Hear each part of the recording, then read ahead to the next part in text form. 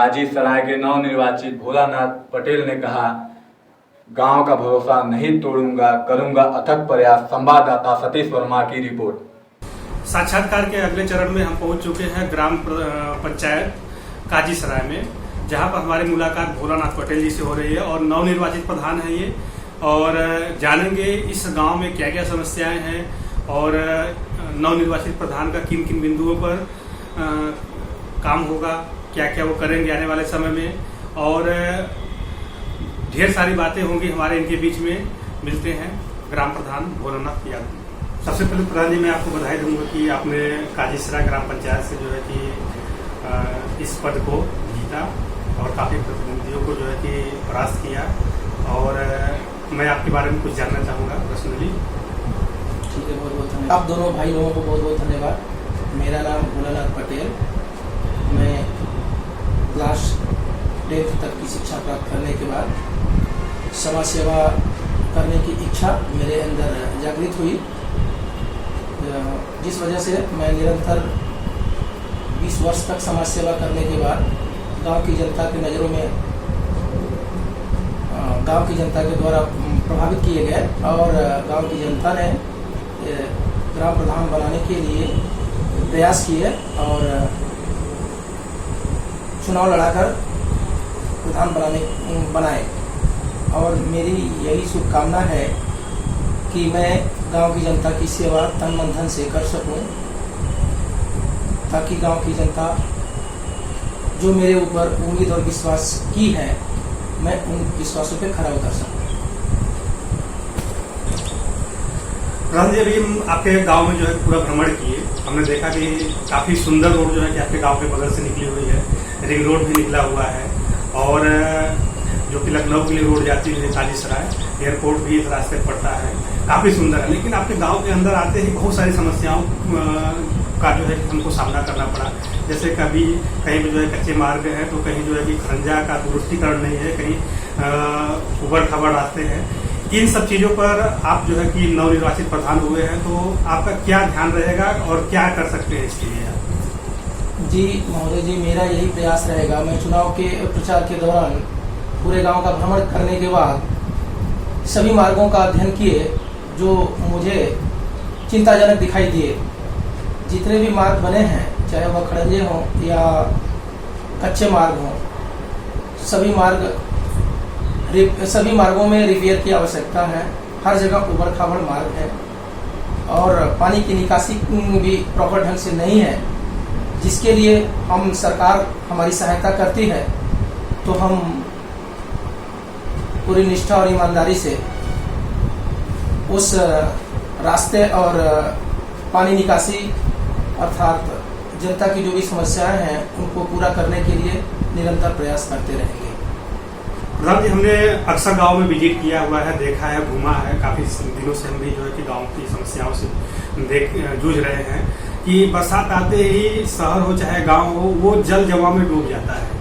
कहीं जो है कि छोटे गड्ढे होते हैं, कहीं बड़े गड्ढे होते हैं। लोगों को मजबूरन उस गंदे पानी में चलना पड़ता है, जिसके कारण वो तमाम प्रकार की बीमारियों से ग्रसित हो जाते हैं और उससे उभरते उभरते पता नहीं कितने लोगों की मृत्यु भी हो जाती है इसमें। तो इस पे जो है कि आपका क्या प्रकाश रहेगा कि आपके गांव में कहाँ कहाँ जो है कि जल जमाव की समस्या है, कहाँ पर नाली नहीं है, कहाँ पर सीवर नहीं है, उसके लिए आपका अगला टारगेट, अगला प्रयास क्या रहेगा? सर, हमारे गांव में जल जमाव की बहुत बड़ी समस्या है, जिसको लेकर के हम सभी ग्रामवासी काफ़ी चिंतित रहते हैं। चूँकि अंदर से जो पानी आता है वो मेन रोड नाले से लेकर के मेन रोड तक हर जगह अवरुद्ध है, सही ढंग से निकासी नहीं है, जिस वजह से सभी लोग बेहाल रहते हैं। हम चाहेंगे कि सरकार हमारे गांव के ऊपर ध्यान दे और हम लोग जो है उस जल जमाव का सही तरीके से निस्तारण कर सकें, निकासी कर सकें। और जो सीवर लाइन की समस्या है वो भी काफ़ी जटिल है और काफ़ी दूर हमारा गांव 2 गांवों से बना हुआ है, ग्राम सभा सराय काजी और एक मौजा है महादेवपुर। दोनों जगह पानी निकासी की प्रॉपर व्यवस्था नहीं है। हम चाहेंगे कि सरकार के माध्यम से सरकार हम लोगों का मदद करे, सहायता करे, ताकि हम लोग पानी निकासी की व्यवस्था सीवर लाइन के माध्यम से सुचारू रूप से कर सकें। प्रधान जी, हमने जो है कि बहुत सारे गाँव की में ये देखा है कि आपके भी गांव में हो सकता है वो कि भारत सरकार द्वारा हर लोगों को राशन प्रदान किया जाता है, गरीबों को राशन प्रदान किया जाता है, उसमें पात्रों को जो है कि ये राशन नहीं मिल पाता है, कहीं ना कहीं वो उससे बहुत दूर रहते हैं। और कुछ ग्राम प्रधानों के हितैषी होते हैं, उनके रिश्तेदार होते हैं या उनके जो है कि करीबी होते हैं, जो उनका चुनाव के दौरान जो है कि मदद करते हैं, जिसकी वजह से उनको कार्ड मिल जाता है, और जो पात्र होता है उनके भी कार्ड काट दिए जाते हैं। ऐसी समस्या हमने अक्सर गांव में सुनी है, और आपके भी गांव में होगा, ये हम नहीं कह सकते हैं, लेकिन क्या आपके नज़र में इस तरह की जो चीज़ें हैं और जो होने वाला है, आप 5 साल रहेंगे इस गांव के प्रधान, तो आपका इस पे जो है कि क्या कदम होगा? सर, हमारा गांव मजदूरों और छोटे किसानों का गांव है। यहाँ पे 95% लोग राशन लेने के हकदार व पात्र हैं। जो आज पूर्व प्रधानों द्वारा जो राशन कार्ड बनवाए गए हैं वो मात्र 85% तक ही सीमित हैं। लेकिन हमारे गांव में हम सरकार से अनुरोध करेंगे कि हमारे गांव के प्रत्येक व्यक्ति को जो राशन लेने के हकदार हैं, हम निवेदन करते हैं कि सभी लोगों का राशन कार्ड बनाया जाए और सभी लोगों को राशन का लाभ मिल सके। क्योंकि यहाँ पे ज़्यादा से ज़्यादा लोग पात्रता की सूची में हैं या आएंगे, जो 95% लोग हैं। हाँ जी, हमने प्रधानमंत्री नरेंद्र मोदी और जी द्वारा जो है हर गांव को जो है कि स्वच्छ सुंदर बनाने के लिए शौचालय की व्यवस्था घरों में करवाई है। इसमें जो है कि आज 95% लोग कह रहे हैं कि हाँ, हमने हर जगह जो है कि शौचालय की व्यवस्था करवा दी है, हर गांव में हो गया है, और लोग घरों से बाहर शौच करने नहीं आते हैं। मैंने काजीसराय में भी देखा, अभी भी जो है कि घरों के बाहर या खेतों में जो है शौच मिले हैं। तो क्या आपके गांव में अभी भी 100% घरों में शौच नहीं हो पाया है, या इसके पीछे क्या कारण है? तो 2 शब्द मैं चाहूँगा कि आप इसके बारे में बताएं। जी, प्रधानमंत्री द्वारा जो भी शौचालय निर्माण का कार्य कराया गया, आज हमारे गांव में सभी लोगों को शौचालय नहीं बनाया गया है। आज भी कुछ ऐसे परिवार हैं जो बाहर जाने को मजबूर हैं, और हम चाहेंगे सरकार के माध्यम से कि सरकार हमारे गांव में अधिकारी को भेज करके जांच कराएं और अधिक से अधिक लोगों को शौचालय बनाने में सहयोग प्रदान करें। हम अपने तरफ ग्राम प्रधान के माध्यम से ईमानदारी से उस शौचालय को बनवाने का प्रयास करेंगे और जनता की समस्याओं को दूर करने का प्रयास करेंगे।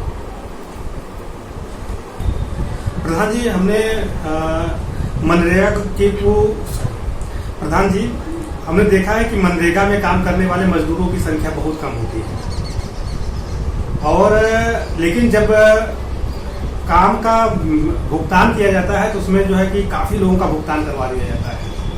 मतलब ये कि जो लोग काम नहीं भी करते हैं वो लोग भी अपने काम को जो है कि उनका भुगतान ले लेते हैं गवर्नमेंट से, और जो मजदूर मेहनत करते हैं उनके भी भुगतान को जो है कि सही ढंग से नहीं करवा करके और लोगों को लाभ पहुंचा दिया जाता है। ऐसा कई गाँवों में हमारे सामने घटनाएं घटी हैं। तो क्या इस गाँव में भी ऐसी समस्या है, और अगर समस्या है तो आप मजदूरों के हित के लिए क्या करेंगे? जी सर, आज कोरोना काल में सभी जो मजदूर वर्ग के लोग हैं वो जो अन्य शहरों में जा कर के अपना रोजी रोटी करके जीवन यापन करते थे, आज वो कोरोना काल की वजह से अपने घर पे आए हुए हैं।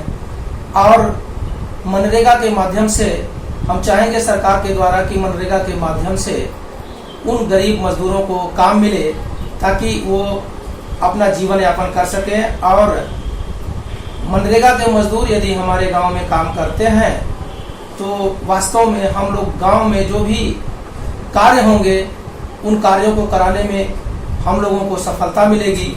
और बहुत से ऐसे परिवार हैं जो गलत तरीके से उनका नाम मनरेगा सूची में डालकर उनसे काम नहीं कराए जाते, लेकिन भुगतान उनको जरूर करा दिए जाते हैं। जिस प्रकार से सरकार की क्षति होती है, तो हम चाहेंगे कि सरकार इन सब मामलों में संज्ञान ले और गांव विकास के लिए मनरेगा के माध्यम से काम कराने में सभी ग्राम प्रधानों का सहयोग व मदद करें। जो है कि प्रधानमंत्री जी द्वारा जो है बहुत सारे घरों में बेघर लोगों को घर देने की बात कही गई है और मिलता भी है, लेकिन उचित लोगों को नहीं मिलता है। आज भी बहुत सारे घर जो है कि उजड़े पड़े हुए हैं, आपके गांव में भी है।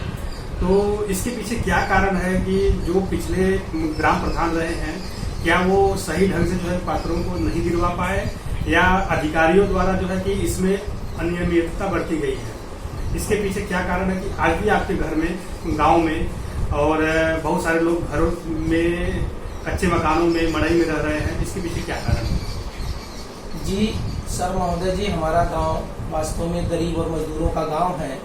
यहाँ पर आज भी बहुत से लोग मड़ई में, झुग्गी झोपड़ी में अपना जीवन यापन कर रहे हैं। हमारे देश भारत में प्रधानमंत्री आवास योजना बहुत जोरों पे चलाई जा रही है, जिनका लाभ कुछ पात्र लोगों को मिल रहा है और उनके साथ साथ कुछ अपात्र लोगों को भी मिल रहा है।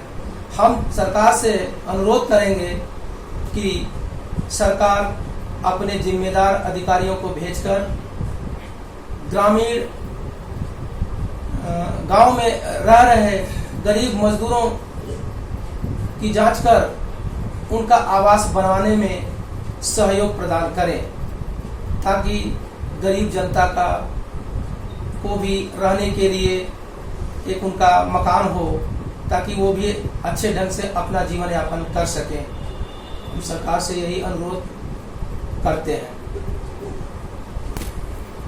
प्रधान जी, आज जो है कि हर गांव में एक प्राथमिक विद्यालय है, जूनियर हाई स्कूल है। तो आज जो है कि बच्चों की पढ़ने की संख्या जो है दिन ब दिन उसमें कम होती जा रही है। क्या कारण है कि पर सरकार जो है कि उनको हर चीज, हर व्यवस्था देती है, कपड़े से लेकर के, किताब से लेकर के, खाने से लेकर के, सारी व्यवस्था, वजीफा से लेकर के स्कॉलरशिप से सारी व्यवस्था उनको मिल रही है। फिर भी क्या कारण है कि लोग जो है कि इंग्लिश मीडियम स्कूलों की तरफ झुकाव ज़्यादा कर रहे हैं और प्राथमिक विद्यालयों, सरकारी विद्यालयों से दूर होते जा रहे हैं? इसके पीछे क्या कारण है? आपके गांव में भी जो है कि काफ़ी कम संख्या है। पिछले दिनों हमने जब स्कूल चल रहे थे देखा था। तो अभी क्या कारण है कि जो है कि बच्चे उसमें नहीं जा पा रहे हैं? सर, हम सरकार और सरकार से जुड़े हुए लोगों से अर्थात शिक्षा विभाग से अनुरोध करना चाहेंगे कि वास्तव में जो भी हमारे देश में सरकारी विद्यालय हैं, उन विद्यालयों में जो भी अध्यापक हैं या अध्यापिकाएं हैं, सर्वप्रथम उनकी जवाबदेही तय होनी चाहिए और अध्यापकों द्वारा जागरूकता अभियान चलाए जाने चाहिए, ताकि गांव में अशिक्षित परिवार ज़्यादा रहते हैं, जिस वजह से वो अपने बच्चों का ख्याल नहीं कर पाते, वो शिक्षा के महत्व को नहीं जान पाते। तो हम चाहेंगे कि जो भी ग्राम प्रधान से लेकर के जो जागरूक लोग गांव के हैं, उनके अर्थात अध्यापक अध्यापिकाओं द्वारा जागरूकता अभियान चलाया जाए, ताकि लोगों को शिक्षा के महत्व को समझ में आए और लोग सरकारी विद्यालय में पढ़ाई करने के लिए अपने बच्चों को भेजने का प्रयास